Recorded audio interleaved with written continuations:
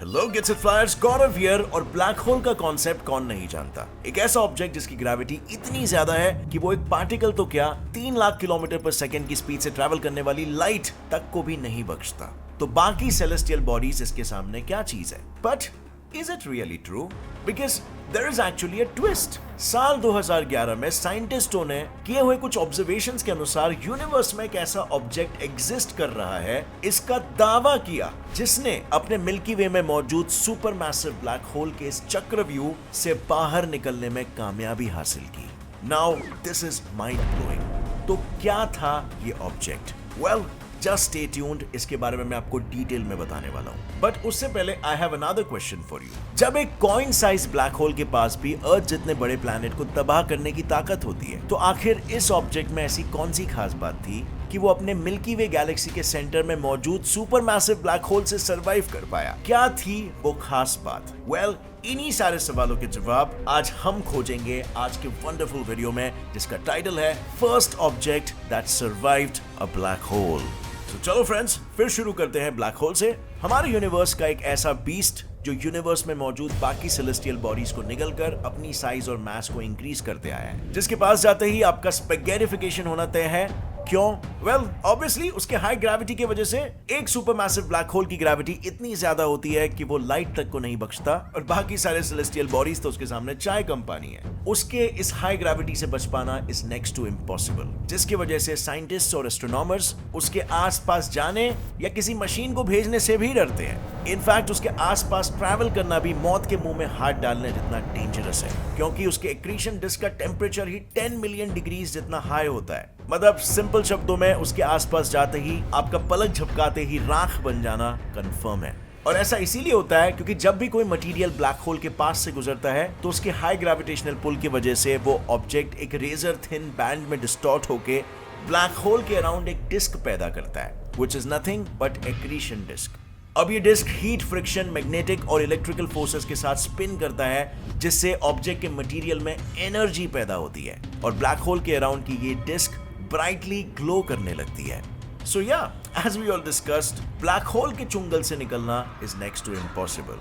But हाल ही में हमें पता चला है कि शायद ऐसा नहीं है। यूनिवर्स में एक ऐसा ऑब्जेक्ट है जिसने ब्लैक होल के काले जाल से छुटकारा पाते हुए ब्लैक होल की इस थियरी को गलत साबित करके दिखाया है। और वो ऑब्जेक्ट कोई बड़ा सेलेस्टियल बॉडी नहीं है, बल्कि एक छोटा सा क्लाउड है। एक ऐसा क्लाउड G2 जो ब्लैक होल के करीब से गुजरने के बाद भी अब तक यूनिवर्स में सरवाइव कर रहा है, जिसने ब्लैक होल से एस्केप करके दुनिया के सामने एक नई थियरी को पेश की है। But the question is, how was that even possible? Well, बताता हूं। इसकी शुरुआत हुई थी साल 2011 में, जब अल्ट्रा सेंसिटिव केक ऑब्जर्वेटरी के साइंटिस्ट हमारे मिल्की वे गैलेक्सी के गैलेक्टिक सेंटर में मौजूद ब्लैक होल पर ऑब्जर्वेशंस कर रहे थे। तब उन्होंने एक ऐसी चीज ऑब्जर्व की जिसे देखकर वो चौंक गए। उन्हें ये देखा, एक छोटा सा क्लाउड जो एक्चुअली सिर्फ डस्ट और गैस से भरा हुआ था और जो एक बेबी स्टार के जैसे दिख रहा था। वो स्पेस में 25 मिलियन किलोमीटर्स यानी कि 3% ऑफ लाइट स्पीड से ट्रैवल कर रहा था। अब I know the next automatic question is कि ये सब कुछ इतनी बारीकी से हमारे वैज्ञानिक प्रेडिक्ट कैसे कर लेते हैं भैया? सो वेल फ्रेंड्स, साफ शब्दों में कहूं तो इसके लिए 3 चीजों की जरूरत होती है। Number 1 technology, number 2 research, and last but definitely not the least, ये सब करने के लिए चाहिए होता है पैशन, यानी कि जज्बा। अब पैशन एक इंटरेस्टिंग चीज है, सुनने में भी हमें इसके बारे में काफी अच्छा लगता है, लेकिन पर्सनल पैशन खोज पाना किसी भी इंसान के लिए बहुत मुश्किल होता है। और इसीलिए बिल्कुल इसी टॉपिक पर मैं आपके लिए लेकर आया हूं एक लाइव सेशन ऑन अनअकैडमी, जिसमें सबसे पहले मैं आपको ये बताऊंगा कि मैंने लाइफ में अपना पैशन कैसे ढूंढा, और फिर आपको मैं ये भी सिखाऊंगा कि आप अपना पैशन कैसे ढूंढ सकते हो। प्लस आप उसी पैशन को एक फुल टाइम करियर कैसे बना सकते हो। बिकॉज ट्रस्ट मी फ्रेंड्स, जितने भी सक्सेसफुल लोग हैं, जैसे कि अंबानी, इलॉन मस्क या शाहरुख खान, ये लोग कभी भी अपने जॉब को जॉब की तरह नहीं देखते, बल्कि अपने पैशन की तरह देखते हैं, और इसीलिए ये इतने सक्सेसफुल हो पाए। तो अगर आप भी अपने पैशन को अपना जॉब बनाना चाहते हो और अपनी जिंदगी में एक भी दिन जॉब नहीं करना चाहते हो, तो मेरे वीडियो के नीचे डिस्क्रिप्शन लिंक पे क्लिक करो और अभी अनअकैडमी ऐप को डाउनलोड कर लो। फिर वहां पर आपको गौरव सिंह ठाकुर करके सर्च करना है और वहीं पर आपको मेरी अपकमिंग क्लास दिख जाएगी। एंड फिर वहां पर जाके just click on notify me and do join on time, which is Saturday 26 March evening 5 PM। और अगर उस ऐप में आपको कोई भी जगह पे कोई कोड पूछता है, just apply get set fly for maximum benefits. Now coming back to our baby star जो स्पेस में 25 मिलियन किलोमीटर पर आवर की स्पीड से यानी कि 3% ऑफ लाइट स्पीड से ट्रैवल कर रहा है। साइंटिफिक लैंग्वेज में इस इवेंट को पेरिंग्रिकॉन कहते हैं, यानी कि ब्लैक होल के आसपास भटकना एक काफी हाई स्पीड में। अब आप लोग को तो पता ही है ब्लैक होल के आसपास इस स्पीड में भटकने का अंजाम क्या होता है, चीथड़े हो जाते हैं और निगल लिया जाता है। और ऐसा ही कुछ साइंटिस्ट भी एक्सपेक्ट कर रहे थे, लेकिन जैसे कहा जाता है ना, एक्सपेक्टेशंस लीड टू डिसअपॉइंटमेंट, ऐसा ही कुछ उनके साथ भी हो गया। उन्हें ऐसा लग रहा था कि जैसे ये क्लाउड ब्लैक होल के एक्रीशन डिस्क के पास से गुजरेगा, तब एक्रीशन डिस्क के हाई टेम्परेचर की वजह से वो supermassive black hole accretion fireworks produce करेगा। लेकिन उस वक्त साइंटिस्ट की ये सोच गलत साबित हो गई, क्योंकि G2 जैसे ही ब्लैक होल के करीब से पास हुआ, तब ब्लैक होल से एमिट होने वाले एक्सट्रीम ग्रेविटेशनल पुल की वजह से वो पहले स्ट्रेच्ड और इलोंगेट तो हुआ, लेकिन सिर्फ थोड़े समय के लिए। उसके बाद वो फिर एक कॉम्पैक्ट शेप में तब्दील हो गया और उसके बाद उसने फिर अपना शेप रीगेन कर लिया। और देखा जाए तो G2 ने किए हुए इस कारनामे से साइंटिस्ट बैफल हो गए। एंड फिर उसके बाद होना क्या था? Obviously deep research. और फिर इस पर 1 साल डीप रिसर्च करने के बाद यूनिवर्सिटी ऑफ कैलिफोर्निया के फिजिक्स और एस्ट्रोनॉमी के प्रोफेसर एंड्रिया घेस ने इस इवेंट के पीछे के रीजन का अंदाजा लगाया। रियलिटी में साइंटिस्ट जिसे G2 गैस और डस्ट का ऑर्डिनरी क्लाउड समझते आए थे, वो दरअसल एक ऑर्डिनरी क्लाउड था ही नहीं, बल्कि वो 2 स्टार्स का एक पेयर था जो एक दूसरे के अराउंड ऑर्बिट कर रहे थे। दोनों स्टार्स एक दूसरे से मर्ज होकर एक बड़े स्टार में तब्दील होने वाले थे, और अगर ऐसा होता तो वो जो स्टार फॉर्म होता उसका मास सन के मास से 2 गुना ज्यादा होता और उसकी ब्राइटनेस सन की ब्राइटनेस से 30 गुना ज्यादा होती। लेकिन जैसे ये दोनों स्टार्स ब्लैक होल के इवेंट होराइजन में आए, तब ब्लैक होल के पुल की वजह से जहां स्टार एक दूसरे से मर्ज होने वाले थे, वहां वो एक दूसरे से टकराए और दोनों स्टार्स की कंपेनियनशिप डिस्टर्ब हो गई। ब्लैक होल के कारण बाइनरी स्टार्स में होने वाले इस टकराव को हिल मैकेनिज्म कहते हैं, और इस टकराव के साथ ब्लैक होल ने दोनों स्टार्स को अपनी तरफ खींच लिया। लेकिन इस खिंचाव में एक स्टार पूरी तरह ब्लैक होल के अंदर चला गया और दूसरा स्टार अपनी जान बचाकर बाहर निकला। कैसे?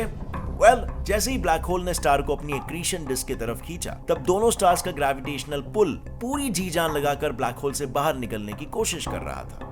उसके चलते स्टार का हाइड्रोजन फ्यूल ब्लैक होल के अंदर चला गया और स्टार धीरे धीरे अपने फ्यूल से स्ट्रिप होकर ब्लैक होल की ग्रेविटेशनल पुल से बचकर बाहर आ गया। और जैसे ही वो इस ब्लैक होल के चुंगल से बाहर बचकर आया, वो ब्लैक होल के सेंटर से 20 बिलियन किलोमीटर दूर एक ऑर्बिट में आकर उसके अराउंड के ऑर्बिट में घूमने लगा। लेकिन ब्लैक होल से बचकर निकलने के लिए स्टार को अपने आधे मास का बलिदान देना पड़ा, जिससे वो S5 HVS1 नाम के व्हाइट ड्वार्फ में तब्दील हो गया। बट एटलीस्ट ब्लैक होल की ग्रेविटी को चीरते हुए उसमें से बाहर आने वाला ये पूरे यूनिवर्स का सबसे पहला ऑब्जेक्ट बन गया। बट वेट अ मिनट, क्या ये सच में बचा हुआ है? क्योंकि एंड्रिया घेस के न्यू एनालिसिस अनुसार व्हाइट ड्वार्फ ब्लैक होल को एक सेफ डिस्टेंस से ऑर्बिट तो कर रहा है, लेकिन एक स्टेबल ऑर्बिट में नहीं तो अनस्टेबल ऑर्बिट में, बिल्कुल एक लो स्पीड वाले भंवरे की तरह। I mean, कुछ इस प्रकार। And as we all know, GSN 069 हमारे गैलेक्टिक सेंटर का ब्लैक होल गुजरते वक्त के साथ धीरे धीरे एक्सपैंड होते जा रहा है, जिससे कुछ समय बाद एक ऐसा वक्त आएगा जिसमें ब्लैक होल की साइज इतनी बढ़ जाएगी कि वो इस छोटे से स्टार के साथ साथ बाकी ऑब्जेक्ट्स को भी निगल सकता है। क्योंकि मिल्की वे के गैलेक्टिक सेंटर में मौजूद ब्लैक होल का मास हमारे सन के टोटल मास से 4.3 मिलियन टाइम्स ज्यादा है, तो इतने बड़े ब्लैक होल से ये फुद्दू सा स्टार बच कैसे गया? इस स्टार के बचने के पीछे 2 फैक्टर्स का हाथ है। एक तो स्टार को ब्लैक होल की ग्रेविटेशनल पुल से टोन अपार्ट होने से बचे रहने के लिए सबसे इंपॉर्टेंट फैक्टर है मास। स्टार्स का मास जितना ज्यादा होता है, ब्लैक होल के लिए उसे अलग करना उतना ही आसान हो जाता है, क्योंकि ग्रेविटेशनल फोर्सेस बड़े ऑब्जेक्ट्स पर ज्यादा मजबूती से एक्ट करती है, और इसीलिए जितना बड़ा स्टार उतना जल्दी अंतिम संस्कार। So low mass is the only way to survive. लेकिन फिर भी जितना लग रहा है उतना सिंपल नहीं है। लो मास के साथ एक और चीज है जो स्टार को बचाए रखने के लिए काम आ सकती है, और वो है डेंसिटी। क्योंकि small mass is equal to less hydrogen fusion is equal to less density, और जैसे ही कोई स्टार ब्लैक होल के इवेंट होराइजन में ट्रैप होता है, ब्लैक होल की ग्रेविटी सबसे पहले उसकी डेंसिटी पर पार करती है, जिसकी वजह से कुछ स्टार्स तबाह हो जाते हैं और कुछ स्टार्स अपने आधे साइज का बलिदान देते हुए अपनी जान बचाकर बाहर निकलते हैं। इसी जान बचाने की कश्मकश का आखिरी फैक्टर है वेलोसिटी। नासा के साइंटिस्ट के अनुसार वेलोसिटी ये एक आखिरी फैक्टर है जिसकी वजह से S5 HVS1 star black whole से बचने में कामयाब हो गया, क्योंकि इस स्टार की वेलोसिटी आज तक जितने भी ऑब्जेक्ट्स ब्लैक होल के इर्द गिर्द घूमते आए हैं उन सब की वेलोसिटी से 2 गुना ज्यादा थी। और जैसे कि हमें बताया, velocity is inversely proportional to time, यानी वेलोसिटी कम तो टाइम ज्यादा और वाइस वर्सा। और इसी हाई वेलोसिटी होने की वजह से वो कम समय में ब्लैक होल से बाहर आ गया। पर क्या सिर्फ स्टार्स ही ब्लैक होल को चकमा दे सकते हैं? वेल, नहीं। स्टार्स के साथ साथ अदर सेलेस्टियल ऑब्जेक्ट्स भी ब्लैक होल के अराउंड ऑर्बिट कर सकते हैं, लेकिन सिर्फ एक ही कंडीशन पर। उस ऑब्जेक्ट का मास अप्रोक्सीमेटली सन के मास जितना होना चाहिए और उसकी वेलोसिटी ब्लैक होल की मूविंग स्पीड से ज्यादा होनी चाहिए, यानी अप्रोक्सीमेटली 11 किलोमीटर पर second. And this velocity is called escape velocity. But sadly ये सिर्फ थियोरेटिकली पॉसिबल है और टेक्निकली इसे पॉसिबल होते हुए देखा नहीं गया है।